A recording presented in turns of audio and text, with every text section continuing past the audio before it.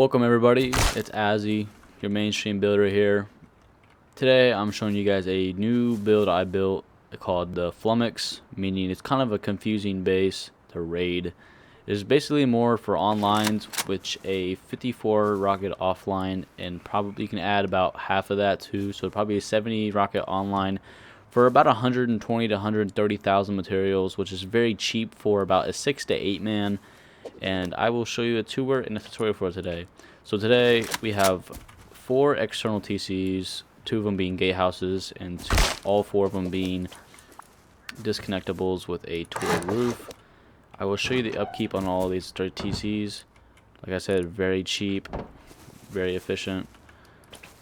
Going to one of these gatehouses, we have angles in and outside the walls.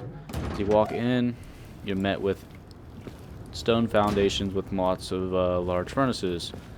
So you run over here, we have, well, first off, we'll go right here. You have the entrances into the base. You have an open area with roof peaks from the inside, just for, you know, the inside raid defenses.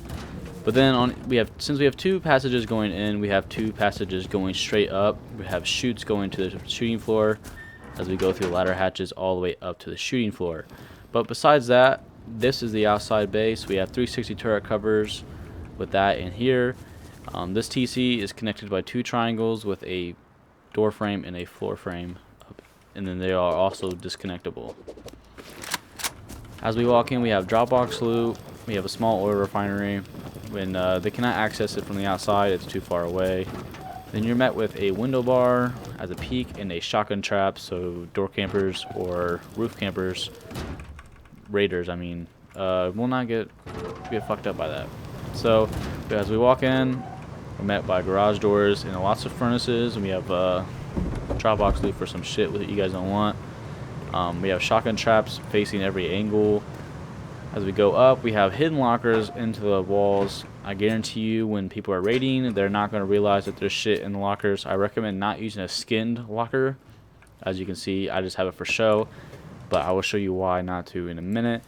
Right here, in here we have mixing tables for gunpowder, mass gunpowder amounts, and we have our main electricity sources. As we go up to the 3rd floor, we kind of have a slight open core. Not really, since it's a small base, small material, you're not going to expect a big one. But from my experience, this is big enough, as we have a hidden TC behind the T3, making it for raiders impossible to really find it. It takes a while to find it. I've been online and the dudes have not found the TC. I ended up showing them it. But in here you'll have your switches in here. We have turrets and light switches. And as you're running up and down the things with no skin locker, you will not see lockers in here. They will look just like sheet metal.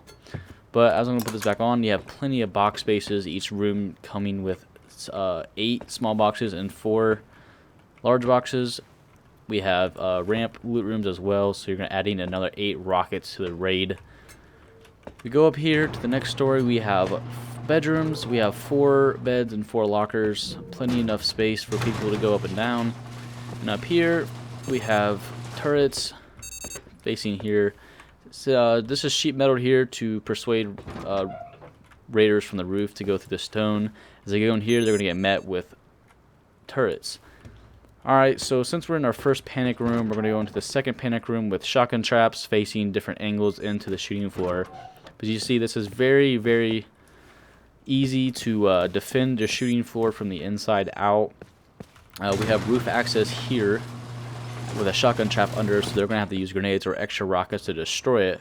But before we go to the roof, we're going to go to the shooting floor. Shooting floor is sectioned off with 360 peaks. You know, your standard wide gap peaks with your chutes coming up. But since it's sectioned off, they'd have to blow through 7 doors to get through everything. And on each side, we have opposite angling roof peaks. I made these up. I call them invisible peaks because they're really hard to see on the roof inside. And as the shingles here are just a detail texture, they're not a hitbox. So you really can spray. You can crouch too as well to have an easier spray.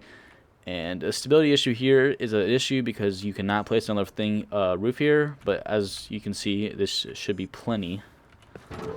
So as we go to the roof now, we have 2 entrances to the roof. Well, technically we have 4. When you get to the roof, you have your standard roof. We have turrets that are covered from the top end, so you don't get HVs from scrap helis. And you know, you have your standard roof. I will demonstrate a roof peak here at nighttime. We will go night real quick. You cannot see at all, which is crazy. But besides the fact, we have 2 panic rooms on the roof just for extra raid defenses. In both these adjacent roof rooms, we have triangle ladder hatches within, so we can really just go in and out on the roof and get different angles and peaks on the players. We have your window bars, and then we have low walls for heli take. I've used these all the time, especially with the HLMG. You really can just take out a heli just with one spray from right here. It's actually a crazy peak. But we have easy access to electricity. And the roof, you have your standard roofs. I will show you some clips here in a second of how this base can be confusing for raiders, especially with all the peaks it has. It has crazy peaks everywhere, especially with the roof peaks. You could even get up and down, like right here, and it's impossible to really see. But yeah,